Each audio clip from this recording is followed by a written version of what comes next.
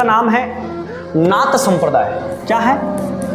नाथ संप्रदाय। ये जो नाथ संप्रदाय है, इस नाथ संप्रदाय के एक गुरु हुए थे जिन गुरु का नाम कहा जाता है मत्स्येंद्र नाथ। मत्स्येंद्र नाथ। मत्स्येंद्र नाथ के दो शिष्य हुए थे, बहुत प्रिय शिष्य, ठीक है ना। और उनके दो शिष्य हुए थे। एक शिष्य का नाम था गोरखनाथ। गोरखनाथ अभी अपन ने देखा था ना कि गोरखनाथ जी जो थे वो किसके गुरु थे? गोगा जी के गुरु थे गोरखनाथ। और एक जो थे उनका नाम था जलंधर नाथ। जलंधर नाथ। अब जलंधर नाथ वाले थे, वो घूमते फिरते गए थे कहां पर? जालोर में। कहां पर गए थे? और जालोर में जाकर उन्होंने एक मंदिर का निर्माण करवाया, सीरे मंदिर। मंदिर का क्या नाम है? सीरे मंदिर। आज भी स्थित है जालोर में सीरे मंदिर, जो आपके जलंधर नाथ की क्या है? तपोभूमि कहलाता है। कौन सा मंदिर? सीरे मंदिर, जालोर में बना हुआ है। दूसरे व्यक्ति थे गोरखनाथ, जो एक स्थान पर रुके नहीं थे। इनका काम था केवल इधर उधर घूमना और उपदेश देना लोगों को, और लोगों को संगठित करना, समाज का भला करना, ऐसा काम कर रहे थे। इनके एक प्रिय शिष्य थे, और इनके सबसे प्रिय जो शिष्य थे, उन शिष्यों में सबसे अव्वल नंबर पर अगले पायदान पर बैठने वाले जो शिष्य थे, उन शिष्य का नाम था भृतहरि। क्या नाम था? भृतहरि। और भृतहरि जो हैं वो उस समय कहाँ के राजा थे? तो उज्जैन के। कहाँ के राजा थे? उज्जैन के राजा थे। इन भृतहरि की एक रानी हुआ करती थी, जो सबसे खास, मतलब सबसे यूं देखा जाए तो सबसे सुंदर, विश्व सुंदरी की उस समय उपाधि दी जाती है। तो इनकी खास रानी थी, पटरानी थी इनकी, भृतहरि की। और रानी का नाम था पिंगला। क्या नाम था? पिंगला। अगर तुलना की जाए और देखा जाए तो तुलना में देखे तो अपने पद्मिनी को फैल करे वो कौन सी रानी थी? पिंगला थी उस समय।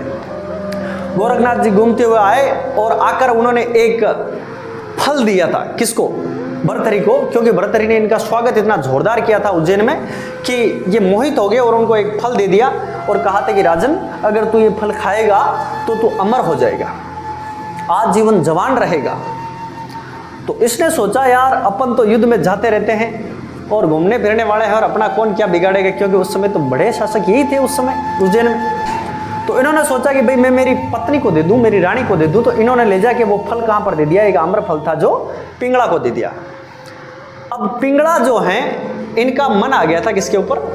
वहां पर अस्तबल में जो घोड़े चराने वाला था उसके ऊपर इनका क्या हो गया? मन आ गया था, मतलब प्रेम करने लगी थी रानी पिंगला घोड़े चराने वाले से। तो इसने ले जाके उस घोड़े चराने वाले को दिया फल और कहा कि तुम अगर मान लो जवान रहोगे आजीवन, तो राज्य की सुरक्षा के लिए तुम घोड़े हमेशा तैयार करते रहोगे। इनके मन में भावना अलग थी।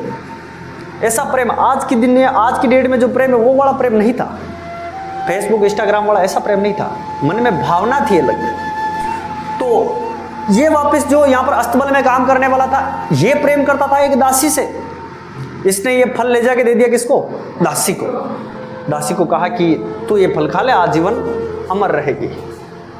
दासी ने सोचा यार अपना क्या करना है, अगर राजा को अगर मैं ये फल दे दूंगी तो राजा है जो आजीवन क्या रहेगा? जवान रहेगा, अमर रहेगा और अपने राज्य की रक्षा करेगा। और वो दासी उस राजा से प्रेम करती थी, भृतहरि से। तो भृतहरि के पास में जब ये फल घूमकर पहुंचा तो भृतहरि ने सोचा कि यार जिंदगी में कुछ भी नहीं है, ठीक है ना, ये दुनिया है जो बहुत खराब है, मोह माया है सारे का सारा। और भृतहरि ने उसी समय सारे के सारे अपने राजपाट थे उनको छोड़ के सरिस्का के जंगलों में चले गए। और सरिस्का के जंगल कहाँ पर है? अलवर जिले में है। और वहाँ जाकर इन्होंने अपना एक धूना लगाया और वहीं पर तपस्या करने लगे थे। उसके बाद में भृतहरि का जो एक भाई था, जिस भाई का नाम था विक्रमादित्य। क्या नाम था? विक्रमादित्य। और ये विक्रमादित्य है, इसने पहली बार भारत में विक्रम संवत की स्थापना की थी। और भारतीय नववर्ष जो शुरू होता है वो चैत्र शुक्ल एकम से शुरू होता है। उसकी शुरुआत किसने की थी? अपने विक्रमादित्य ने की थी। तो ये बात रही थी अपनी, छोटा सा फैक्ट था हिस्ट्री का।